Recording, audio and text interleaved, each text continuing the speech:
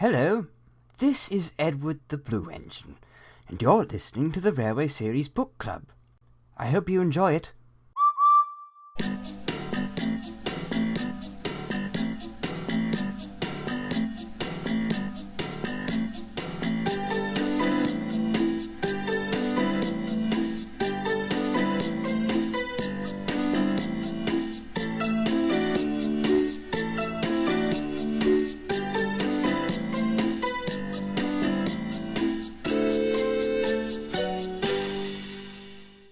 Hello everybody, and welcome back to the Railway Series Book Club, the podcast where we dissect and discuss the Railway Series. I am Jamie, Queen of Sodor, pronouns she, her. I am Vivian. I am a spooky ghost, also she, her. And I am Andrew, they, them. And today is the 1st of October, the day we're recording this, so there's going to be even more spooky ghosts this month. I would advise, dear listeners, that you keep your wits about you.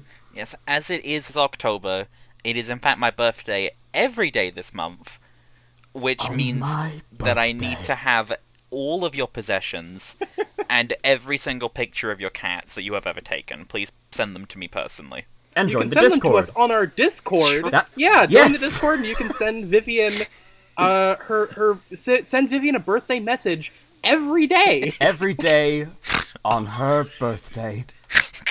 God. So yes, in case you haven't realized yet, Andrew is the new third host of Book Club. Surprising no one, considering they have been, like, I was gonna say the most frequent guests, but Andrew has been on every episode where we've had guest hosts, so Well, they are the most guest. I mean, you still wouldn't be wrong by saying most frequent, but hey, yeah. I am the guest with the West. Wait. Truly. And, you know, a lot of things have changed around here, you know? Andrew's here full-time. We gave each video dedicated thumbnails. We have a new logo. We have new, like, slide layouts. Like, it's a whole new look. The show is new, but not you. You're the same. No, oh!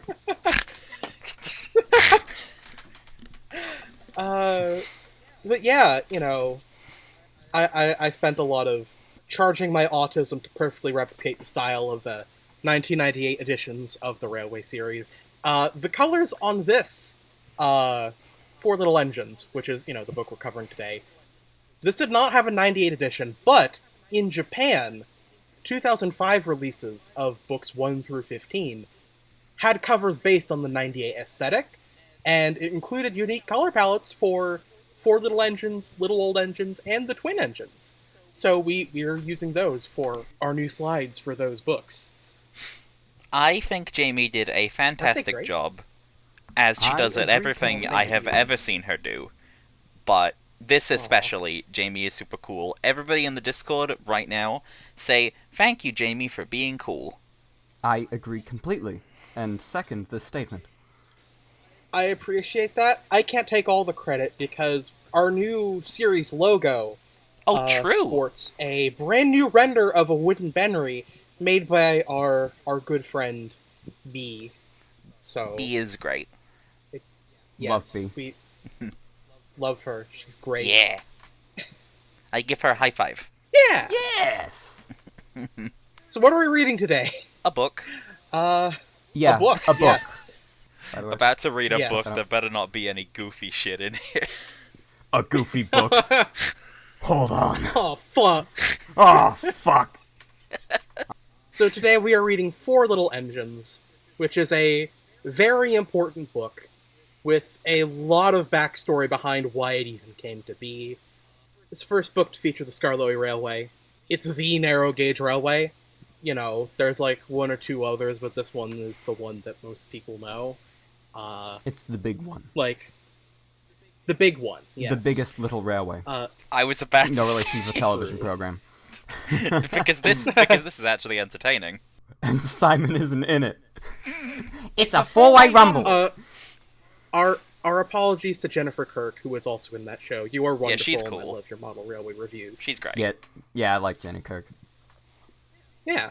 So, this book was inspired by Awdry's time on the Talyllyn Railway, which is like a whole thing that'll take forever to explain, but, you know, he became a member of the Preservation Society for the Talyllyn Railway, which preserved a little mining railway. It was the first preserved railway, I think. In the world, yes. Correct me if I'm wrong. Yeah, in the world. Read Railway Adventure, by the way. Yes, read Railway Adventure. That's your read required Railway reading Adventure for and today. watch Railway with a Heart of Gold. Derailed. Yes, that's also very good. We're gonna need that clip for Sir Handel next week. Oh, yes, we are. Actually, on the topic of Railway Adventure, I let my granddad borrow my copy like 6 months ago, and he never gave it back, and now he doesn't know where it is. Oh, shit. No. I've still That's got mine. fucked up. I never even got to read the full thing. So, Awdry became a member of the Talyllyn Railway Preservation Society, and the entire railway is based off of the Talyllyn Railway, which we'll see as we, go on through the book. It'd probably just be better to just explain things as they crop up, rather than info dump the entire history here, because this is already going to be a long opening. But, you know, initially he wanted to just do a book about the Talyllyn Railway for the Railway series, but the publishers were like, no, please do not do that. Can't you, make one on Sodor? And so he did. And I'm so happy he did, because the Yeah. fact that gives us access to, these 4 dorks and all the later dorks talking to the big dorks, so good. It's great. Yeah. Skarloey Railway is awesome. The Skarloey Railway books in particular, for me, they're really special to me, because they were some of the most numerous stories that I experienced in book form first, instead of the TV series version. Because I didn't have a lot of Season 4 stories in my collection. So pretty much all the Skarloey Railway stories, except for, Special Funnel, were the Season 5 and 6 ones. Oh, God. Yeah. But I did have the complete collection, and the... I'm gonna flip open my copy of the book now, to check. 2002 edition of Four Little Engines individually, which was one of the books my grandpa got me, when I was a youngin'. When you were young and green. Yes. So, I did have the book versions of the Rev's Skarloey Railway stories. So, I did get the backstory, and then when I first watched the TV series versions of these episodes, years later, on, RSGCMA YouTube episodes, Oh, God. the TV series version always felt kind of weird to me, because I saw the adaptational changes going into them rather than being introduced with the adaptational changes first. So, there was always, weird things that bugged me. Why are the sheds flipped the wrong way? That still drives me insane. Why are they on ground level? Surely one of the Skarloey Railway workmen is going to get trampled by one of the big engines that are, 3 feet away. You know? It's very, very weird. And they're also just really good books. So, Yes. That they're also special to me because of that. Very Old Engines is the best one. Yeah. I feel like once you get to a certain point in the Rev's run, you can argue any book from that point onward is the best book. You could argue, however, you'd be wrong, That's because true, that's Stepney true. is the best book. It does have Train Stops Play. Anyway, so today we're talking about the first story in the book, which is Skarloey Remembers. And this story is a bit weird in how it's handled in the TV series. Since it is basically just info dumping about the setting of the book, it makes sense to not have as a standalone episode, so it's mostly just grafted on front of their version of Old Faithful. Which is the last story of the book. And it makes it Yes, it makes things very weird. Yes. Which makes it not make sense when they say at the end of the episode that, yeah, you'll be mended, Skarloey. And then next week he's still at the sheds. Yeah. Well, not just at the sheds, it's the first... the next episode is the first appearance of the 2 characters who are just kind of in that story already. So, Yeah. it's very weird. Season 4 is weird. It's beautiful, I but love Season 4. Yeah. But some of it is so Season weird. 4 is Yeah. Season 4 is a very pretty adaptation of a story they had no idea what was about. Yeah. Mm. Like, there's just so much that they, like, do weirdly or get wrong. But damn if it isn't pretty. I'm also over here as the world's biggest Rusty to the Rescue defender, so maybe I can't talk. Well, it's a good thing for you, then, that I don't like Rescue to the Rescue. So... Well, it's a good thing that it's not in the Railway series, so we don't need to talk about Way! it. Also, speaking of TV, Stop the Presses. I only just learned that this was revealed at Awdry Extravaganza 3, but apparently, in 1955, Edmund Ward proposed to the BBC Children's Television Department that they could adapt Four Little Engines for television, but the producers declined because The Sad Story of Henry failed so miserably when they tried that. Yes. Imagine I didn't know this. Imagine the first two adaptations being The Sad Story of Henry, and then nothing, and then Four Little Engines. Like, That'd be something. Thomas wouldn't have even have showed up. I mean, imagine if they did do Four Little Engines, and that did take off, and the entire, like, scope of the Railway series radically changed to focus more on the Skarloey Railway engines. Society if we had cool buildings and flying cars. I feel like Wilbert wouldn't have let himself do that. I feel like he would have... Well, probably not. He would have just... I feel like Wilbert was always very much I'm going to write what I want, and if you try to control me, I'm gonna fuck you over purely out of spite. Yeah. But publishers are stern men.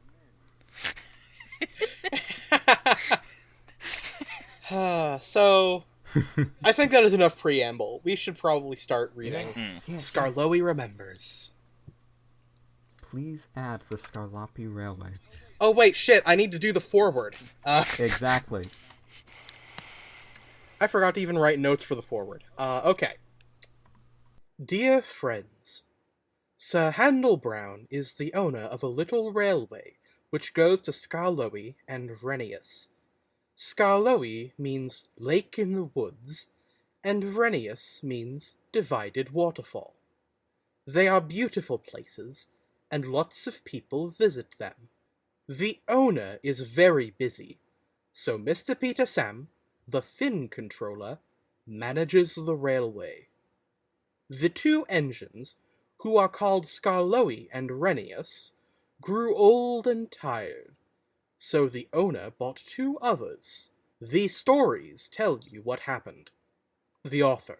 I just want to point out quickly, I think it's really funny that even if indirectly we are introduced to two separate concepts called Skarloey, two called Renius, two called Sir Handel, and two called Peter Sam in this foreword. Yeah. It is extremely fucking funny. and it's like, okay, these ones are people, these ones are engines. These ones are also places. And these are locations. Yeah, exactly. I think this is the first time we also run into the Sudric language. Yes. It is, Which is yes. neat. You know, we have Skarloey, which is Lake in the Woods, and Renius, which is Divided Waterfall. I'm sure there's a lot we could say about how to say the word Renius, but... Tomato, tomato, hydrocity, hydrocity, Renius. Yeah. Uranus, you know. Yeah. I prefer Uranus because that's butts, and that's funny, I think. But? I will say, because I'm extremely silly, I'm just gonna throw up a PNG of Xerneas from Pokemon, and ask all the Pokemon fans in the audience, would you call this guy Xerneas? I'm sorry, Which is just a Xerneas. joke. I just wanted to make the children's day really special. Tell me, what are you doing? Charlie, what are you doing? I'm tired. God. I this is a joke that I blatantly stole from Andrew at one point. Imagine Skarloey says that to Edward in the early scene of this story. Just, I'm tired. Skarloey, what are you doing Yeah. here? I'm sorry, Edward. Skarloey, what are you doing here? I'm tired.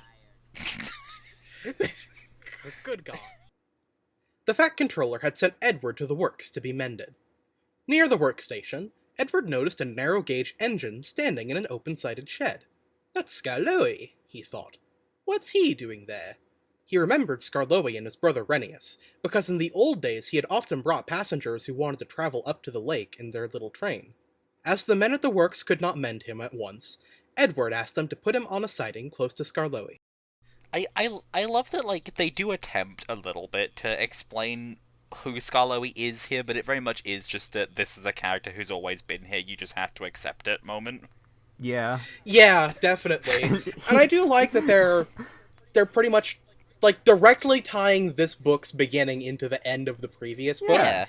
Like, it makes sense to, like, kind of frame this new set of characters by using one of the old characters. Yeah. Of course, this does also add on to timeline confusion, since, once again, Gordon is seen pulling coaches in the next story, even though he's only supposed to be out of disgrace in the year after this, in 1953, and This takes place in 52? everything in Edward the Blue Engine and Four Little Engines, and the rest of the Gordon the Big Engine stories all take place in 1952. Huh. God. Maybe, I don't know, I've been harping on this for like the last couple books, maybe I just read the timeline wrong, but this is weird to me. If we read the timeline wrong, join the Discord and tell us, or complain about it on Tumblr, not on Twitter, because we won't look at it. Yeah, Yeah. well, I mean, I'll probably look at it, but then, yeah, I'll probably see it, but V is our social media manager, and she's not looking at Twitter anymore, so... yeah, fuck Twitter. I'll look at it for like 2 seconds, and I'll go, heh. Fuck Twitter, all my homies hate And then Twitter. I'll take a sip of water and go, I'm not fully done with Twitter yet. I have not fully abandoned Twitter yet, but like I am so close. Yeah. Or you could just leave a YouTube comment. Comments are good for the algorithm. We're gonna need Oh it, shit, I because forgot we've about YouTube comments. gotten fucking pitiful views on our last few videos because of our scheduling gap. Ask us which Pokemon fossil we got. That's good for the algorithm, I've heard. I don't get those. Yeah, just ask us about Pokemon in general. I already fucking brought up Xerneas. Fucking Xerneas. ask me about Scarlet and Violet. I love those games. Ask us about Pokemon. Ask me and Jamie about Mega Man. We'll talk to you about Mega Man for fucking Xerneas' hours. coal cars Yeah. have run away. I'm tired. Ask me about Beyblade, because the newest generation came out in July and it's awesome. Ask Anyway. me about my OCs.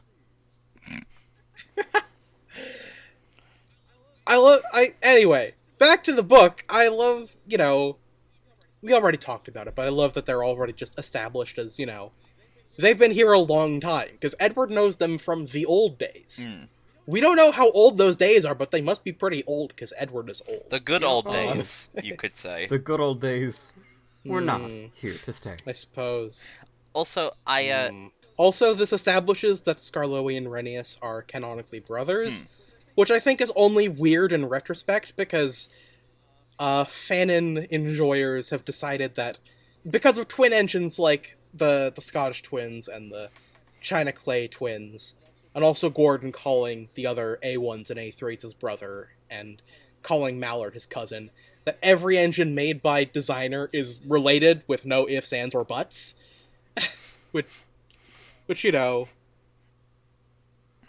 things. See, this is a very rough idea here, but I'm going to suggest that maybe, like, the understanding of family and things like that is different for smaller groups of engines. So, like... Probably. Well, obviously, we're not going to learn about them for a long time yet, but we know later on that Skarloey and Renius consider Talyllyn and Dolgoth their twins, and they're not close, but they are identical. Yeah. I feel like a lot of the people who, like, uber subscribe to the same class equals related, or, like, same designer equals related, are, not to be judgy, but a lot of people who's have a very limited idea of family, where family is flesh and blood, You have the same parents, you have, like, you're part of the same family tree, it's people you are biologically related to are your family and nothing else.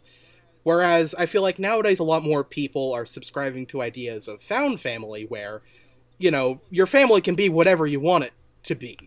Like, a family can be an E2, a K2, a Black 5, an A1, Class 28, and a little Percy. fucking mutt named Percy. Yeah. And a dog. And Yes. this weird fucking creature we picked up on the road.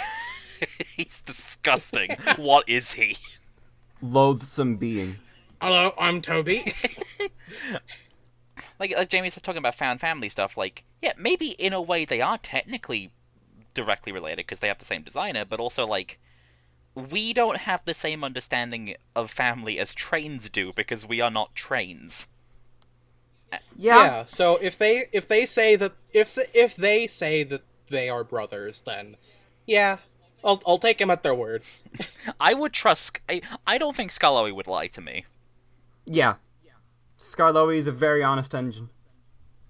Yeah, I'm remembering that one fucking line from Iron Horse where it's like, you know, they often ask when they learn that we're brothers, you know, why we look so different. You know, they point out the saddle tank, that's the big difference. But I do wear a saddle, and it's the saddle of guilt for killing all those horses. Speaking of Kino fanfic, of course, Long Live the Iron Horse. Very good. Long live Lemmy is a fucking savant. a horse crash. Yeah, Bro got into a horse accident. I fucking love that story. It's so good. I haven't listened to it. You should. Yeah. You should. I know I should. I will say before we move on, wow, I really do like that this is the only fucking scene that gets adapted into the TV series. Yeah! It's Yeah. the only scene that gets in the TV Just series. this page. So good. This Right. single Yup. fucking page. God. Oh, this page and the last one. They were on some fucking shit.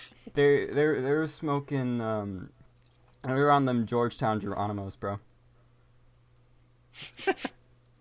Skarloey was very pleased to see Edward. "Fiona has just bought 2 more engines," he said. "He told me that I was a very old engine and deserved a good rest. He gave me this shed so that I could see everything and not be lonely. But I am lonely all the same," he continued sadly. "I miss Renius very much. Yesterday one of the new engines pushed him onto a truck, and now he's gone to be mended. I wish I could be mended too and pulled coaches again." So it's the only time we see Renius. Yeah, I hope you're not until... fucking attached to Rheneas. Yeah, because we're not seeing him till book fucking 17. Which, like, Ooh. I don't think there's any gaps, but that's 7 years. 7? Yeah, like fucking 7 years in publication time. He's just not there. There are children that grew up with the Railway series that read this book and never got to see another story where Rheneas actually shows up. God. And I mean, this does sync up with reality more or less, right? Because I'm pretty sure Dolgoth was away for overhaul during more or less the same time Yeah, period. pretty much. Like, we have an image we can show of, like, the inspiration, Yes, right? yes, we do. We have a photo taken by John Adams of Dolgoch being pushed onto the lorry that brought Douglas into Wharf, and I don't think it's exactly this photo that's what was referenced in the illustration. Rather, my dear friend Sodor, historian Luke Ryan, told me that he believes that it was actually a sketch illustration of the photograph we have on screen right now that would have been on the cover of the Talyllyn newsletter that the Rev would have seen and then sent on to Dalby. That would have been used for reference. Can I very quickly point out how fucked the perspective is on Rheneas? Yes, no, absolutely. I was just about to get to that point of how Dalby absolutely fucking cocked it up, because what the absolute shit is that? Why is... First of all, I'm gonna let's. He's flexing. He's fucking throwing it back, right? He's being That's crazy. squished. He's being squished like an accordion.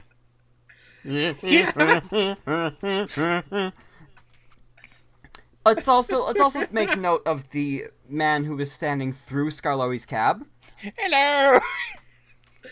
Sort of waving his arms about like a fucking inflatable tube man.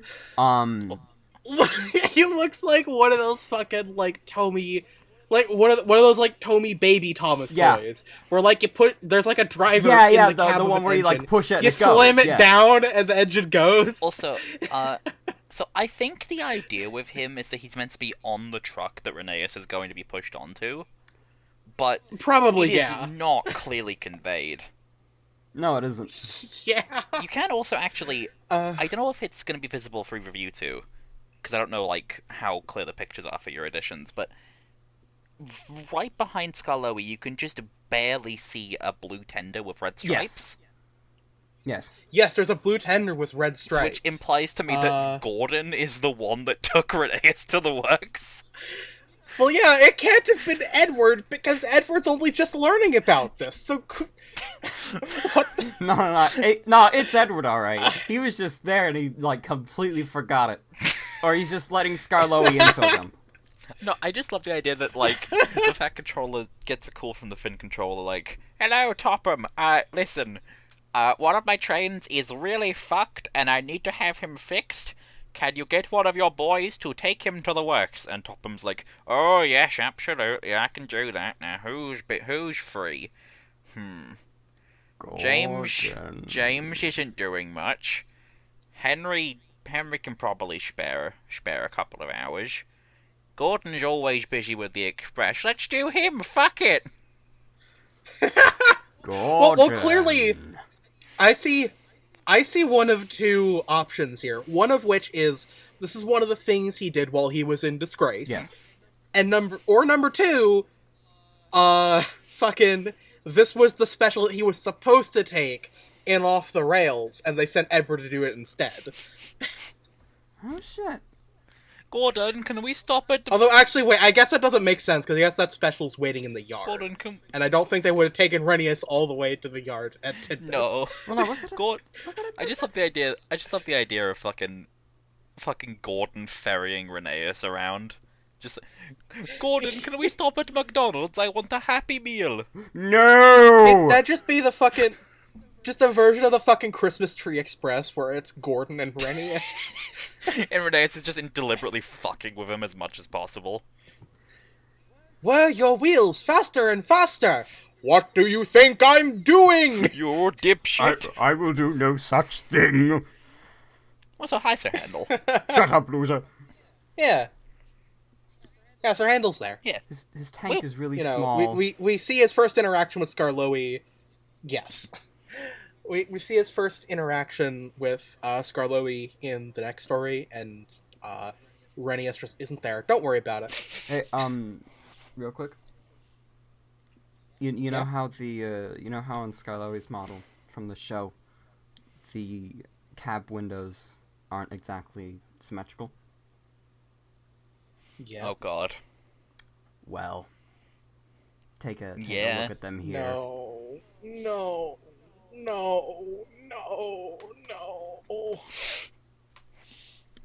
It's painful.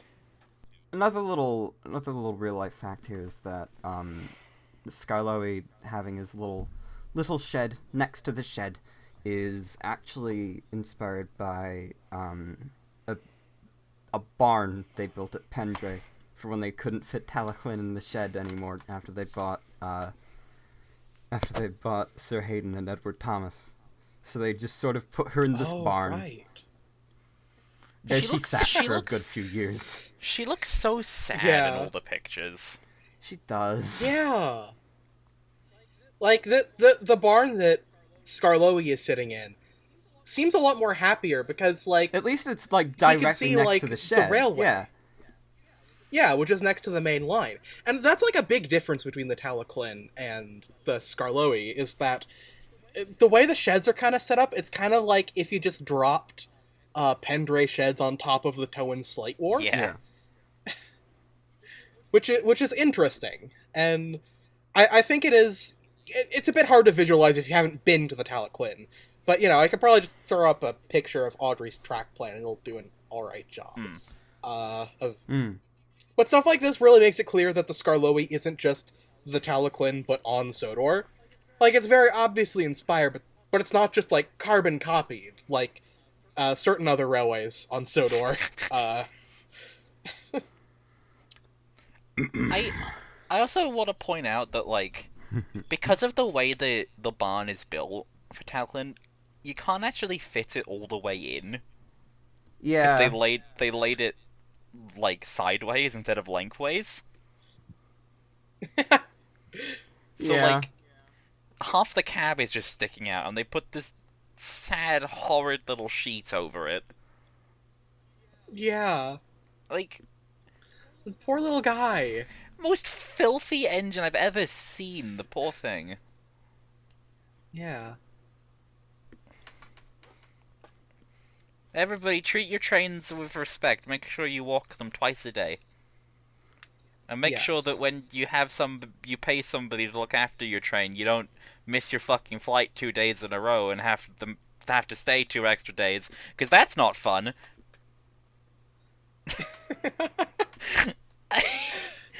I'm a dog sitter, and that's a job that has some stuff. You know? I'm so sorry for you. Also, I almost fucking forgot. We see multiple locomotives from the Skarloey Railway on the page here. They're all the same color. Yes! This is something they change on TV.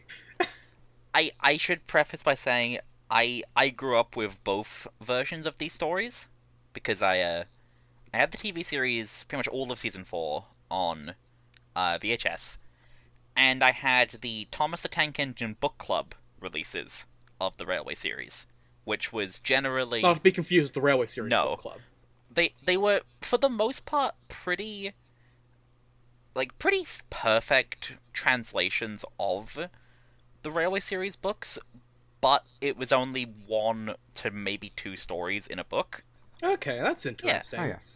I think I have something similar on my shelf, but they're like little 2-in-1 flip. Yeah, I've books, got those as well. And one of them has fire engine. For Yeah, some reason. one's got fire engine, and on the other side it's got Henry and the Elephant.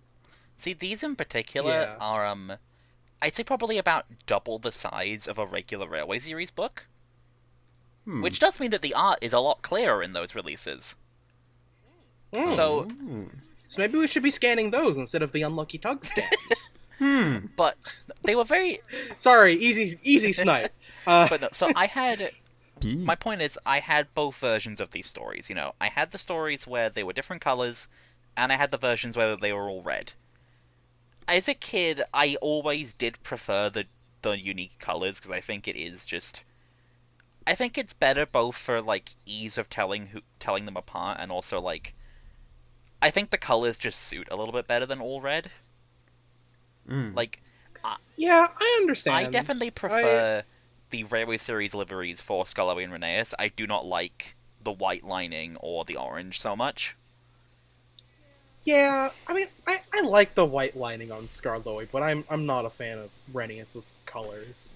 I definitely prefer them both in the Railway series colors. Yeah, Yeah. so I remember- Which, by the way, I love the colors of the engines in this. Oh, book. yes. Like, you know, Yeah, I The- like how the red with blue line. I like that it's a little pinkish, the red in this book. Yeah. Yes, Though that may just be the quality of the scans. it might just be the quality of the scans. I mean, they look kind of pinkish in the book I'm holding in my hands right now, but like, they're like, it's just a very nice color, and I like the blue lining. Like, they just, you know, they look good. I also definitely like that they have red wheels. Yeah. The red wheels is a nice touch. This is the only book where they have red wheels, isn't it? Yes, because it's the only book Dalby illustrated. Yes. It's very odd to me that over time, the liveries of James and the Skarloey Railway converge, and it's very weird. And I'm not a fan of the headcanon where James got the color idea from the Skarloey Railway. It's James would never do something that someone else is doing. James's whole thing is that he's Yeah. obsessed with being unique. he needs his own unique color. He would not just take the Skarloey's. I think I do generally prefer the engines having unique colors, at least for Sir Handel, Peter, Sam, and Duncan. But when I read these for the first time and saw that they were all the same color, I did think it was cool that there was a secret difference between the books and the show. You know, because that's how I kind of like thought of these things. Where if there was something in the books that didn't make it into the TV show, it's like a secret. Yeah. And it's and you're really cool for finding it. I Little think that pepperoni both secret. liveries for the fleet have value.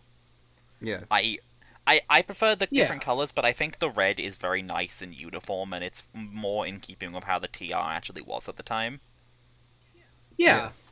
Nowadays, the Talyllyn does have a bunch of their engines in different colors, so I feel like, in universe, once the Talyllyn started doing that, Well, most of them are green now. most of them are green, but they're making Talyllyn blue, Yeah. which looks awesome. Yes. Yeah. But, like, once they start giving engines unique colors on the Talyllyn, I feel like in universe, they probably would have started giving, like, Sir Handel and Peter Sam their Mid-Sodor liveries, or, like, fucking put Duncan in Northwestern blue. I don't know. I look hot as shit. If you got it, flaunt it, and I fucking got it. Oi. One little thing that I find very interesting is the way the number plates on the engines seem to be half red, half black. Oh, yes. Yes, that must be some kind of, like, weird attempt at a gradient. Maybe?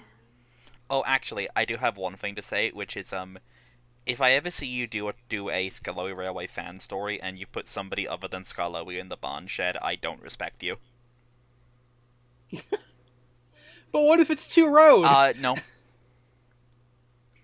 Only Skarloey's allowed to be there. Yeah, it's his. It's his shed. It's fucking two-road in the show. Well, Yeah. I feel like that's not entirely fair, Vivian, because Skarloey lets Rusty hang out with him there. You know what, that is true. Rusty can go in, no one else. Rusty There and, we go. Rusty and Skarloey share, but no one else. Yes.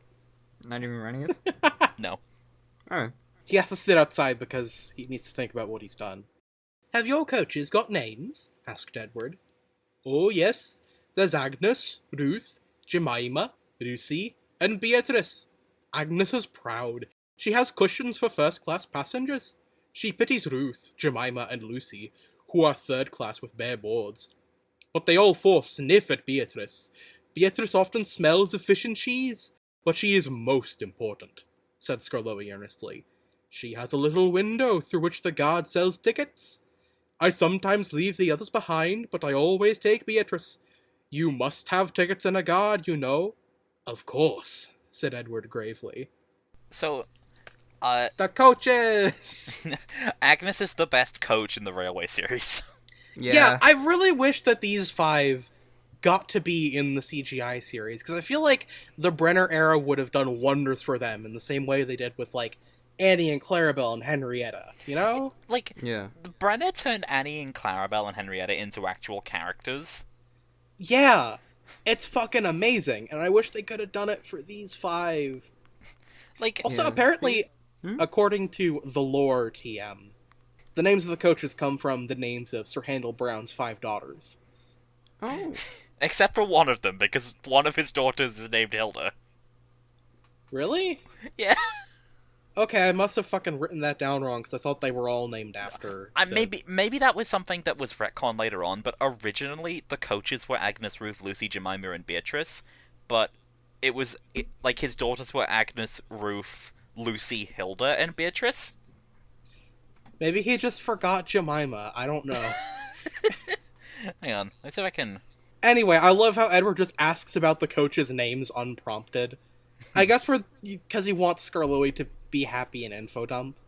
Yeah. Yeah, I'd say Also, we don't see it so much in this one, apart from all the coaches being named, but I do like that as the Skarloey Railway books progress, we kind of see a little bit of a different engine culture from the narrow gauge engines and the standard gauge engines. 'Cause, Yeah. like, obviously this is skipping ahead a bit, but Peter Sam doesn't like the guard having a compartment. He wants him to have a van, which is something that the standard gauge engines wouldn't even think about, because all their guards on passenger trains have a compartment. Yeah. I feel like it's mostly because they're a lot more personal with the coaches, because there's only like 5 of them. And then over time they add a couple more, and they all get individual names. So like, because there's fewer of them, they get to have a much more personal connection than like Gordon would with like 20 or so express coaches. That's also Yeah. almost definitely why Thomas understands Annie and Clarabelle so well. It's because he always works with those two specifically. Yeah. I think that's a really interesting little kind of, I guess, unspoken aspect. That the coaches that the engines have a strong connection to are the ones that, we understand more, I guess. Yeah. Also, Agnes is a first-class coach. Which, the whole first-class and third-class thing might be lost for people who aren't, like, railway people, but it's like, it's the same idea as, like, first-class versus standard seating on planes. Just, nowadays third class is not called third class, it's just standard, to try and get rid of some of the classist connotations. It's also a lot less noticeable now because on railways back then, first-class coaches were very lavish. They had very intricate upholstery, very nice curtains. The lighting was very good, and then the third-class coaches were just kind of like they were just coaches. Now it's pretty much just the third-class coaches are coaches, and the first-class coaches are coaches that have armrests. Yeah, like, there's no second-class coaches in this consist because second-class coaches effectively don't exist anymore. There's a train of thought on the whole thing about coach classes, but basically... What train of thought? Good channel. Very good channel. At some point, because of government reasons, they basically just took every second-class coach and renamed it a third class. Because third class used to be way shittier. Oh, yeah. There's a coach at the NRM that is, I don't remember exactly the context of it, but it's, like, relatively thin compared to the rails it runs on, and the inside is for first class, and the third class passengers have to sit on the outside and just hold on and hope to God they don't fall off. Jesus. Some heritage railways do still run first class coaches at a premium, because, like, they first class comes with a premium price, and it's, presumably to recreate the genuine experience of the period trains, but also because anyone willing to shell out for it will definitely be appreciated by the volunteer non-profit establishments that are heritage railways. Yes. Mm-hmm. Like, you can get a first-class coach on the Talyllyn. Yes. They just got some new ones, actually, I believe. Yeah, or at least I think so, yeah. At least are in the process of still getting them, because Yeah. I think they're just being finished off at the moment, right? Well, Yeah. one of them just arrived. I know, 'cause it was right. it was in the newest manager walkabout. Oh, Oh, right. true. Yes, I definitely recommend watching the manager's walkabouts, if you're curious at all about I still need to watch Talyllyn. the rest of that, actually. Shit. Yeah. Like, they're showing off a much more put together Talyllyn in the most recent one, and they're projecting that both Talyllyn and Olga will be running by, like, spring of 2024. So that's exciting. Also, actually, on the topic of the coaches, should we talk about Limping Lulu? Yeah, why not? I suppose so, because that's where Lucy comes from. Yeah. I don't know how best to explain Limping Lulu, but essentially it's just one of the early Talyllyn Railway coaches was a little bit fucked up. She had a bit of a fucky wheel. Yeah. She's a duck, you could say. She waddled. Oh dear. And it was coach number 4 specifically, which was Lancaster built one, if memory serves, and that would become the basis for Lucy, who is also, I believe, number 4. I believe so, yes. Yeah. I like that Beatrice smells of fish and cheese. Yes. And I love that Skarloey defends her. What the fuck kind of lunch is the god having? Fish and cheese, obviously. Well, I just imagine that, like, people just put all their, like, luggage and shit in her as well. Oh, true. There's no luggage compartments in the Yeah, no. old coaches, is there? No, there wouldn't be. They just have the seats. So people just have entire, like, big, like, wheels of cheese and, like, fish and shit just in there. Cool. And it builds up after a bit, so... But Ennius and I, continued Skarloey, used to take turns at pulling the trains. We know everybody, and everybody knows us. We whistle to the people in the fields, had level crossings, and in lonely cottages and farms, and the people always waved to us. We loved passing the school playgrounds at break time, for then the children would always run over to the fence and watch us go by. The passengers always wave because they think the children are waving to them. But we engines know better, of course, said Skarloey importantly. Yes, we do indeed, agreed Edward. I love this. Yeah. Because it's so accurate, because if I see a train, I'm not fucking waving to the passengers, I'm waving to the train. Yeah, exactly. Hello, yeah, train. The train's the one I'm here to see, not you fucking people. Yeah. Yeah, get the hell out. I also like that the engines take turns pulling the trains, which is pulled from the Talyllyn as well. Since, like, even today, I'm pretty sure they only run specific engines per day, so they can take turns working. They generally are running, I think, 3, maybe sometimes 4 engines, depending on how intensive a day is. Yeah. So, you know, that's probably just a Heritage Railway standards, but I like it, because it means that the Skarloey engines get plenty of chances to rest. Yeah. And I also really love how deeply ingrained into the local community the Skarloey is. Like, it's wonderful. You can tell even as early as this story, which is obviously the first time Wilburd's writing any of these characters, he immediately understood what made the Talyllyn special. Yeah. Yeah. Like, he understood the welcoming nature of everyone in it and how important it is. And just how, like, not particularly remarkable, but still very much special it is to the community. I think the trains are cool. Yeah. I agree. The trains are very cool. I do just love the, like, sort of sleepy, cozy vibe that local lines like this have. Like, it's just really, really nice. And honestly, I was listening to the Angelus narration along with all the other ones before this to prepare myself. And I think it's a couple pages back when he's like, I do miss Phineas, that they play an instrumental of, I think, H is for Harold there, and I think that actually does sort of add to that vibe a little bit, because it's very wistful and folky sounding. Yeah. It's a nice song. Yeah. There's just something inherently pleasant about seeing a little train just sort of bustling through where you are and going, hello. Yeah. It's obviously we all agree because we're doing a fucking Thomas the Tank Engine podcast, but I think there is something very inherently special about a steam engine. Mm-hmm. Yeah. Like, it feels cozy. Yeah. Every single time I go to a railway with my mum, she's not particularly interested in the trains themselves, but she loves the general vibe of everything. Yeah. And she loves to just sit down on the train, and then she always ends up falling asleep because of the rocking and the sound. Like she always talks about, it's like, oh, it sends me to sleep, it's so lovely. It's very similar to how my grandma talks about Ivan.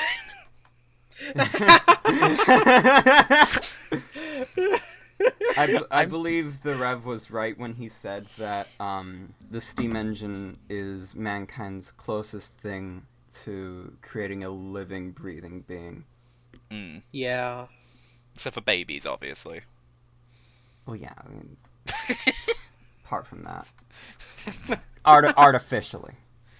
I'm still a little bit sad that I saw a take and play Ivan while I was at the Blue Bell and I didn't end up buying it, because it would have been really funny. You should have gotten it. I don't know if you've told the Ivan story on the podcast, but if I haven't, I'll tell it here quickly. So I went to the seaside with my family a couple of years ago, probably like 5-6 years ago now. And we went to a car boot sale that had a little, I think the Ertl Thomas carrying case, and a random assortment of take along and take and play stuff. I got Stephen, I got Arthur, Rusty, Ertl Terrence, and Ertl Daisy. Also in that little thing was the shitty round magnet take and play Ivan. My grandma picks him up, looks at him, shows him to me, and says, "Oh, look at him, you should get him, isn't he lovely?" It's like, no, Mama, I don't really want him. I don't really want Ivan. I'm not particularly interested in Ivan. Oh, but he's lovely. Look at him. You should get Ivan. Look at him. He's terrific. And that goes back and forth for a while until I hear my mum from the other side of the table, so tired. Just buy Ivan. And the thing is, I'm pretty sure I didn't. I think she bought Ivan for me. And the thing is, I don't know where he is. He's So just now- in your house somewhere. The joke now is that he's, like... My grandma took him and threw away her wedding ring and just has Ivan on the mantle.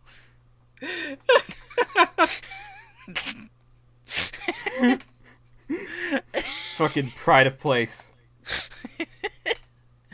Where he belongs. Divorces my granddad to marry, take and play Ivan. We take your tourists to the lake and then get ready to pull the train back. We enjoy the morning journey home because our friends from the villages come down to do their shopping. We whistle before every station. Beep beep, look out! And the people are there ready. Where's Mrs. Rost? Asks the guard. She's coming. Beep beep, we whistle. And Mrs. Rost comes running onto the platform. We'll leave you behind one of these days, Mrs., laughs our driver. But we know he never will. I don't have all too much to say on this one beyond just Yeah. the strong integration into the community is cute. Yeah, like It we talked is- about that last page. You know, they take the tourists to the lake in the woods mentioned in the forward. That's cool. Yeah. My question is Mrs. Last her real name? Who knows? I'd like to hope it is, because that's a great last name. But Well, yes, it is a great last name, isn't it? You both suck.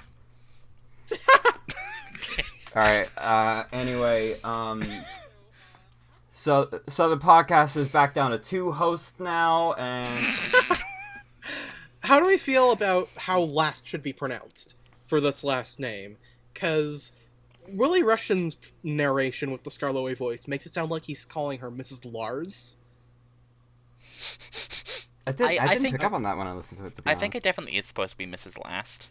It's just that, Yeah. like... Yeah. It's just a that lot of- it's just that accent, you know. 'Cause, I mean, Yeah. in the Yeah. text it fucking says Mrs. Last, right? It's just, Yeah. obviously in the UK, sometimes you linger on sounds a bit longer than you do in the US, so sometimes we say Mrs. Last. Yeah. Yeah. And Skarloey does sound like a, country bumpkin farmer in Willie Rushton's narration, which I believe is at Awdry's request.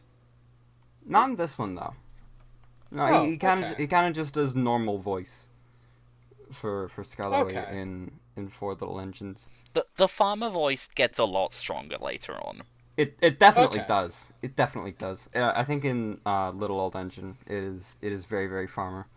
Meanwhile, Johnny Morris does this very little Welsh accent with a little lisp, Yep. and he's very small and he's very polite.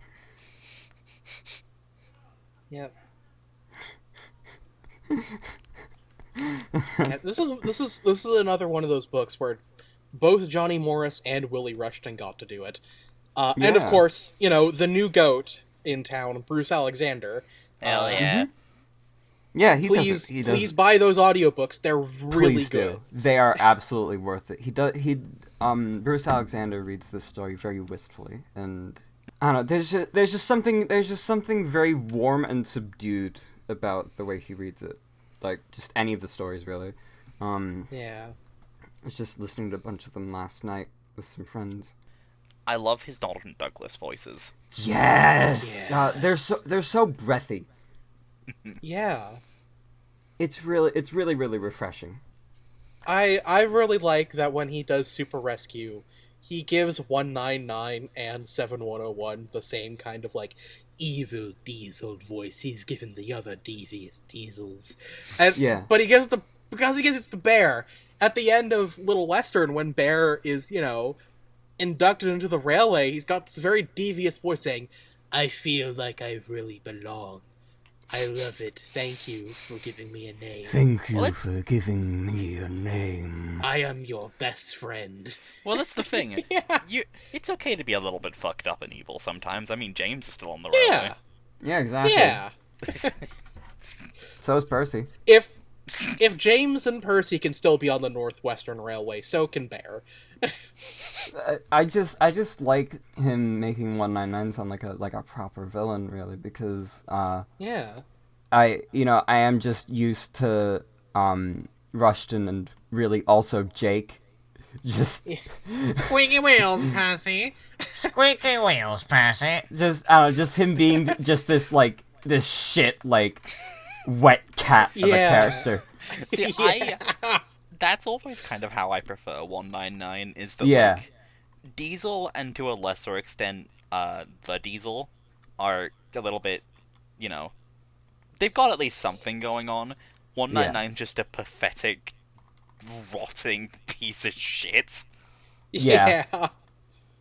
Like the Diesel is like, I have to fuss around you for hours before you're ready. Like, he's very like, and even though he's also shit. Spam Pen is just loud and stupid. He's loud and stupid and loud and dumb. He's loud and stupid and loud. And dumb. Yes. I think, aside from the engines, for the most part, these honestly have been Dalby's prettiest pictures.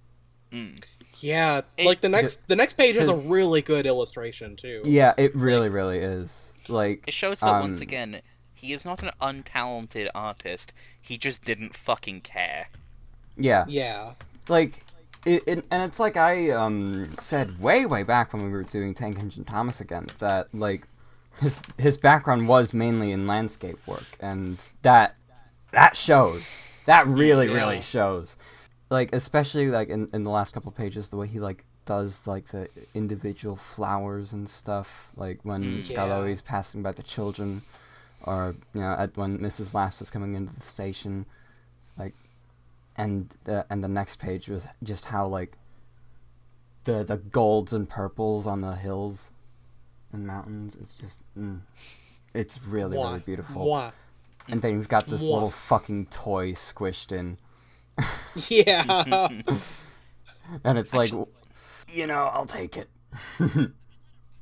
We stop elsewhere too, at farm crossings and stiles, where paths lead to lonely houses. Renius and I know all the places very well indeed, and our drivers used to say that we would stop even if we didn't put on the brakes.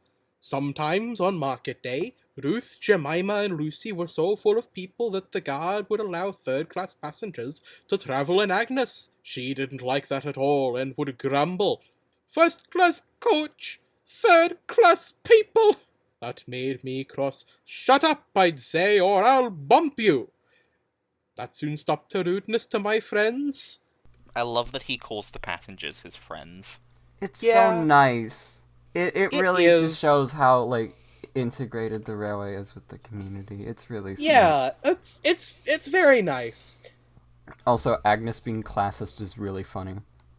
Yeah, I'm not as big on Skarloey's threats of domestic violence, but Oh, it's like, hey, you Women- better check your shit, mate. Hey, Women Yeah. should be in the kitchen making me a sandwich. oh no!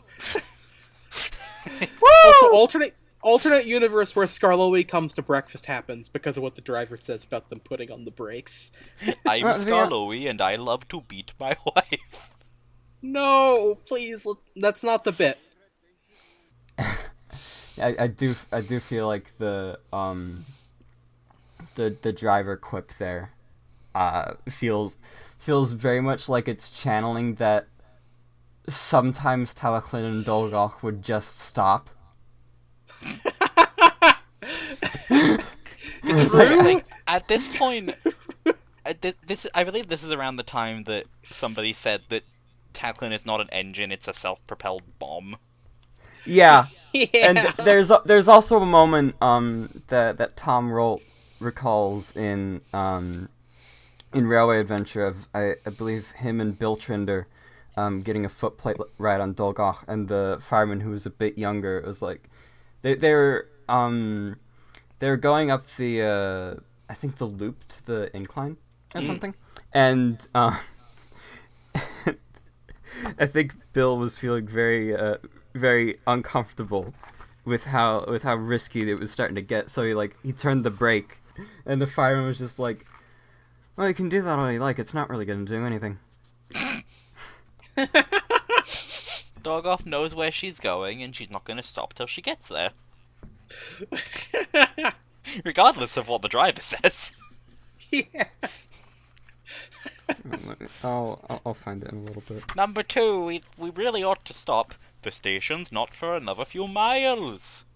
Come on, why would you want to stop here? This is great. Let's keep going. Also, I love the mention of lonely houses. I don't know why. I love that kind of like wording for things. Yeah, this book is just it's just full of that. Yeah. Oh yeah, here. Let me. Yeah. Okay. I'll just read this real quick. After one of our trips up the line from town in the early summer of 1949, Bill Trinder and I decided when we reached Abergynolwyn station that we would walk up the line behind the locomotive.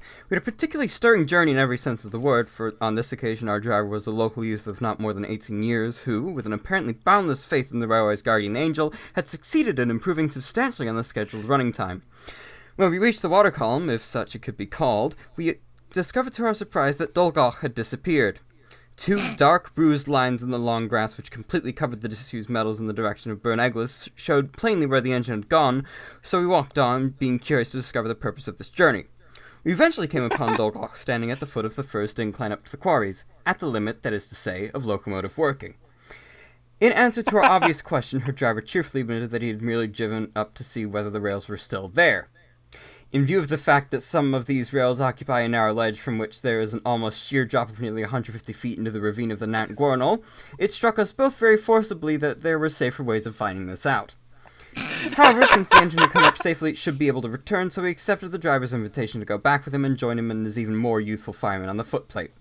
As the engine lurched along the narrow and scarcely visible track, pounding over the uneven rail joints with a series of crashes which made the whole cab rattle, it was disconcerting to look down from the footplate to the churning waters of the Nant Gornal so far and below to see, wedged between the boulders and the stream bed, the mangled remains of smashed wagons, the victims of past breakaways on the incline. At one particularly alarming moment, Bill was moved to grab the handbrake, only to be informed politely that he might turn it as much as he wished, because this, the only orthodox means of arresting Dolgoch's progress, did not work. That this young driver shortly afterwards left the service of the company under a cloud is not to be wondered at. Again. That's such good fucking prose. Yeah, please fucking read Railway Adventure. I love the idea that, like, the guy's just like, what if the tracks are still there? Let's take our only working engine and find out. Let's find out. Yeah.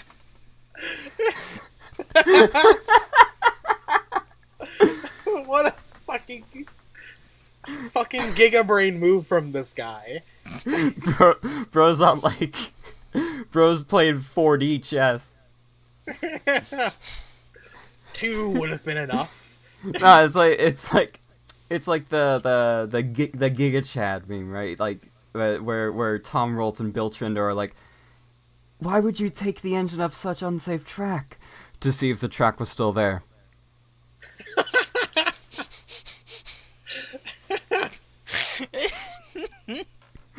The TR in the early days is such a delightful fuck up. Yeah. Just like, it's no wonder Awdry wanted to go there, because he did love a good he loved a good curious case. I think the Talyllyn Railway is perhaps one of the most fuck it we ball endeavors in human history. yeah. Definitely. They got an engine for free that was too tall for their rail, so they just lowered the fucking track. Yeah, because they couldn't do. Yeah, because they couldn't do anything with the bridge. So they just dug under it.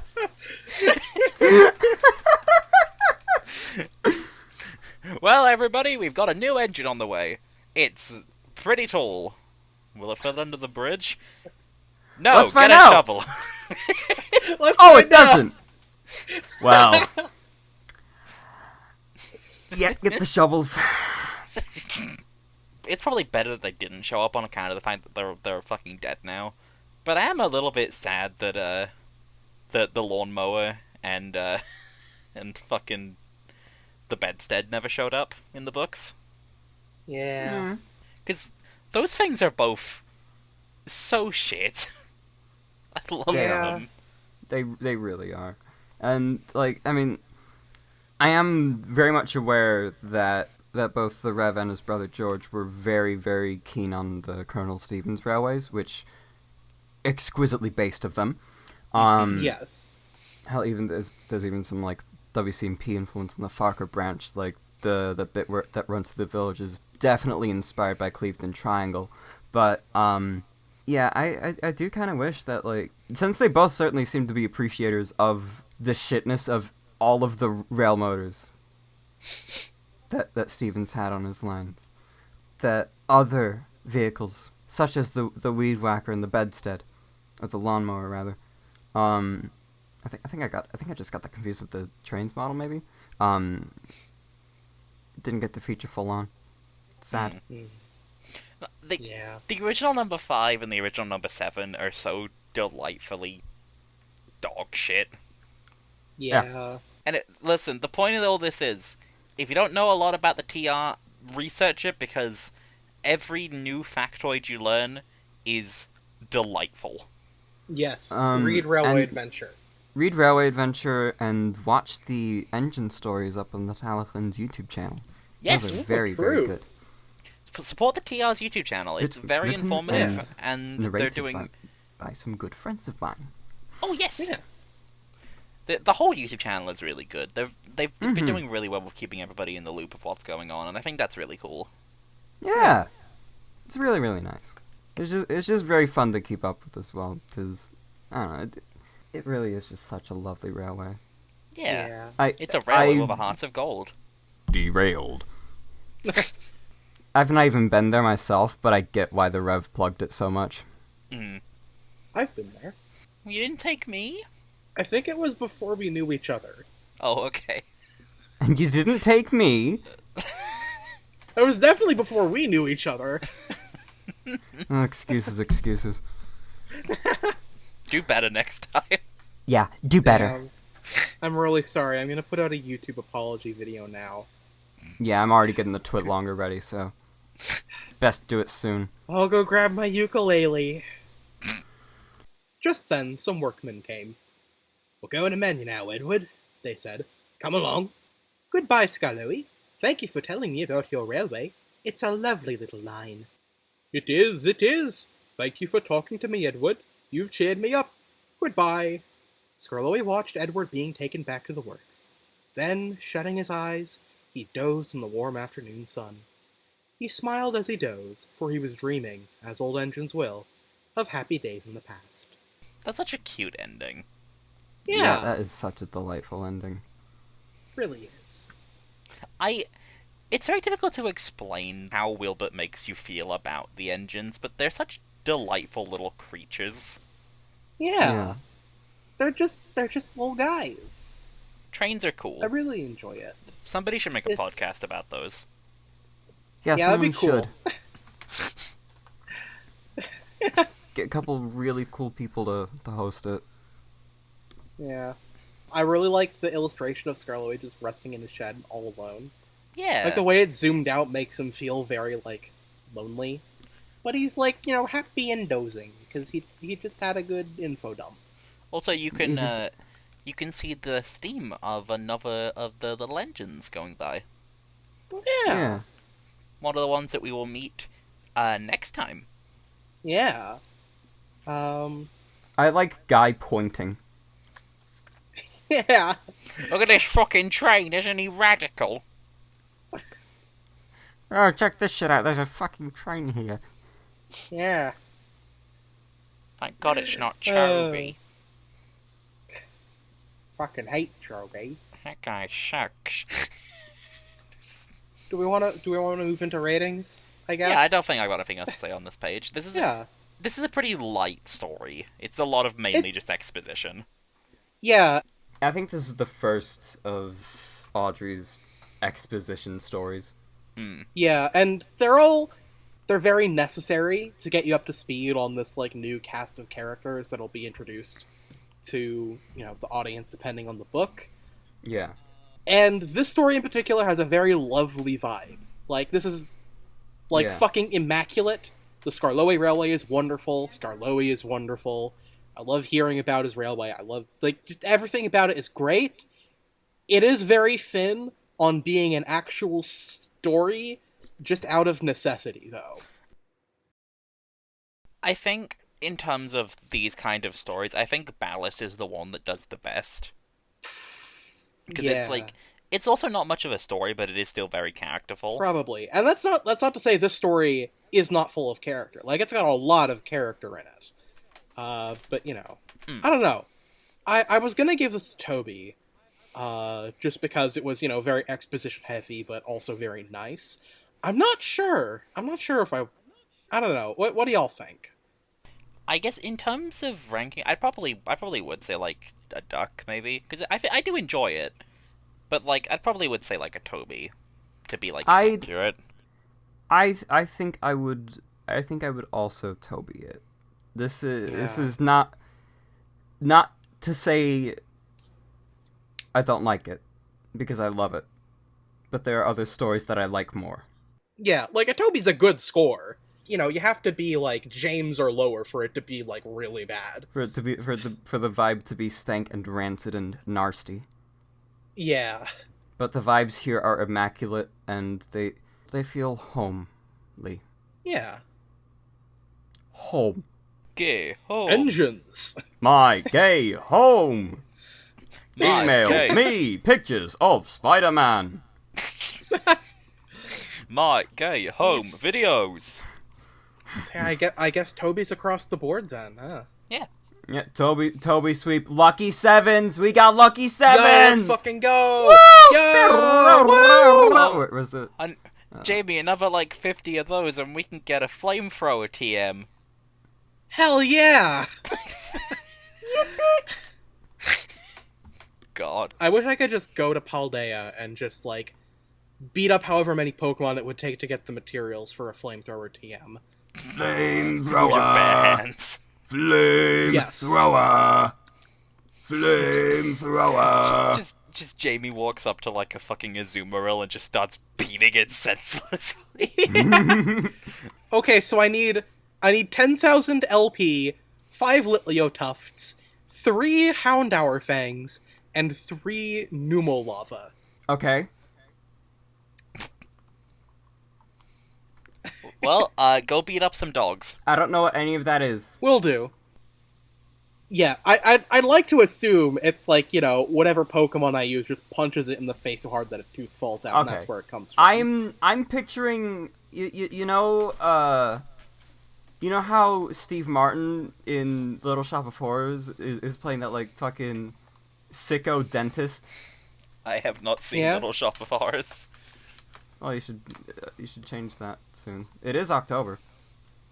Yeah? Could watch it sometime this month. Maybe. I saw a high school theater production of Little Shop of Horrors. Oh, very nice. I've seen Little Gift Shop of Horrors, the Gravity Falls episode. I think I've seen that one as well. Thanks for listening to the Railway Series Book Club. Very... Feed me, Skarloey! Listen, it may have been 8 months, and we may have a little bit of a different host setup, but the fact that we're going to go on incredibly long, completely unrelated bullshit tangents, that's never going to change. That's just fucking hard-coded into the DNA of the show. We're all autistic, and we're pretty sure we all have... fucking autistic little freaks, okay? Like, come on.